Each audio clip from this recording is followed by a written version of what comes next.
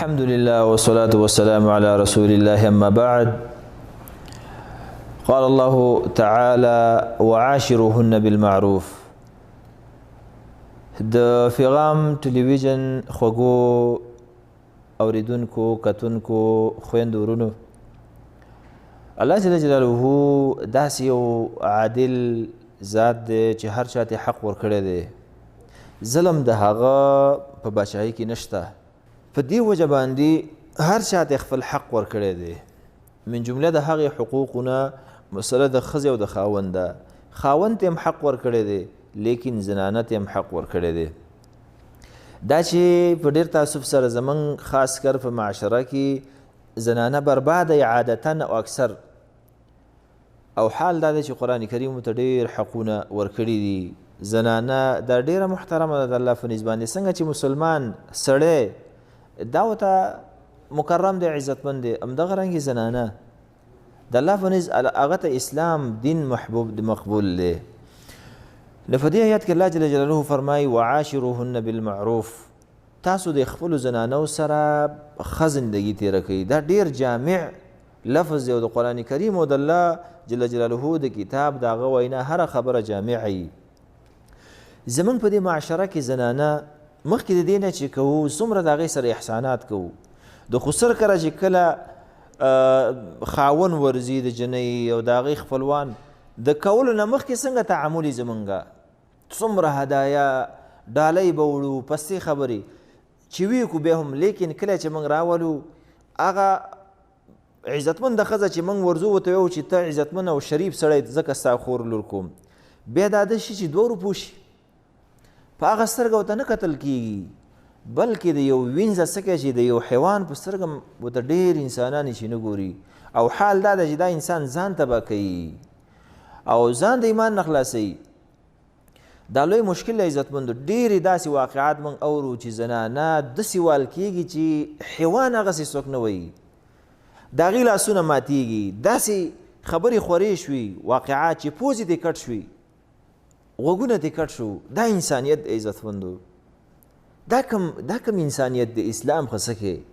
د په دې وجه باندې الله جل جلاله موږ ته وایي چې تاسو ښه تعامل دی سره وکړئ ځکه الله د تا نه تپوس کوي د قیامت په ورځ باندې یوم یفر المرء من اخیه و امه و ابیه و صاحبته و بنیه د خپلې ښځې نه بیا تښتي ولې به تښتي ځکه تا نه به حق غواړي او ډېر د تعجب خبره دا ده چې په ښځه باندې ظلم زموږ په معاشره کې په داسې اندازه کېږي لکه اصل د دې چې اړول تپوس څوک نه وي که د هغې مور و پلار وروڼه تپوس نشي کولی الله خو سبحانه تپوس کوي د دغې ښځې نه به تښتي ولې ځکه تا نه تپوس کوي دا سوال دی څه ته به ډبې ته به ظلم ورسره کې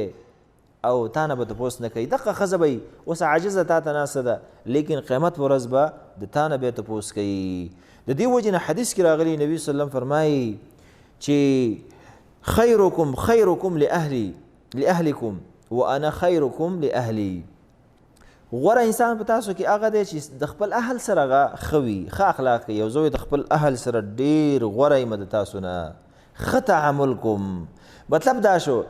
هغه انسان چې په کور کې یو خامار د ځان نه جوړ کړی یو سره سرکوټی هر شي د بقار ښځې د بدون شي باندې بقار مالګه زیاته شوه ته اسمان راولیدو مالګه کمه شوه ته چې اسمان ځمکه وچاودېدلې لکه خیر دی بچي دله ساتي ډوډۍ دله پخوي جامې دله انځي میلمه دله د پالي کور دله صفا کوي که غوا بزه لري هغه دله دغ کوي نو که د یو کار ته وران وشو دا خو دونه غټه خبره نه ده ته دا کار داسې کله آینده وخت کې داسې مه کوه نو په دې وجه باندې عزتمندو باید چې موږ د ایمانونو نه ځان خلاص نه کړو بل د غوروالي نه غوره انسان هغه دی د دې حدیث مطلب دا ده چې که د خپل اهل سره د کور والا سره څوک ښه نه وي اخلاق یې ښه نه وي دا هېڅ د ښه سړی نه دی دا بد سړی دی په دې وجه باندې نبي وسلم بل حدیث کې فرمایي وایي دا خو څه انسانیت نه دی دا خو کوم نرتوب نه دی چې یو سړی هغه خپله ښځه وایي او بیا وروسته همدغې ښځې ته ورځي او خپل دغه ته شهوت دې پوره کړي خپل حاجت دې پوره کړي داسې کول نه دي کول پکار په دې وجه باندې عزتمندو باید چې موږ د خپل اهل سره ډېر انسانیت وکړو اول هغه خلک په دنیا کې چې تا باندې ډېر حقداري ته ورسره ښېګړه وکړي ښه تعامل وکړي مور و پلار او ښځه او بچي ورونه نو دا ډېر د افسوس خبره د هغه چا په باره کې چې په کور کې بد اخلاق او بهر اخلاقمند دا د انسان کمال نه دی عزتمندو بهر زمری او کور کې عادي دا کمال دی او دا چې سړی کور کې زمری او بار ګیدړي دا اسم نه دی عزتمندو باید چې موږ د خپل کور والا سره ښه وکړو بلکې دا خبره هم واورئ زنانه ته ښه خبره کول پسته خبره کول دا هغه ډېره سخته زیاته په دې باندې خوشحالېږي د سرو سپینو نه هغه زیاته دې ته خوشحالېږي سره او سپین د سرو زرو ګوتمو او غوږوالۍ وله راوړه لیکن ووې او ډبوې او بدې خبرې ورته کوه ستا پلار دا دی په قیصه کې هم نه ځکه هغه انسان دی هغه هم داسې یو کرامت لري او شعور لري لیکن دقه ښځه ده یو کار یې وکړو ورته ښه کار دې وکړو ماشاءالله ته چې راغلی زما کور در باندې آباد دی جامې دې راله ښایسته وینځلي ښایسته ډوډۍ دې پخ کړې ده دا کار دې ښه وکړو په دې باندې هغه غټېږي دغه کلمه دغه ستا پسته خبره هغه ته د سرو زرو نه د قدر وړله ځکه هغه پوهېږي چې دا خاوند ما سره محبت کوي زه ورته په زړه کې ګرانه یم او ښځه هم دا غواړي نو باید چې موږ ښې خبرې پستې خبرې او نرمې خبرې خپل اهل کې بهر یې وکړو او اول یې په خپل کور کې د خپل ښځې سره اولاد او مور پلار دی سره وکړو څو خیرونه به وګټي غوره انسان به جوړ شي الله به دنه راضي شي جنتونه به ته میلاو شي او همدغه رنګي اهل به دنه خوشحاله قیامت کې به دنه تښتي نو او بلکې یو ځای کېږي به د سره هذا بالله تعالی التوفیق والله اعلم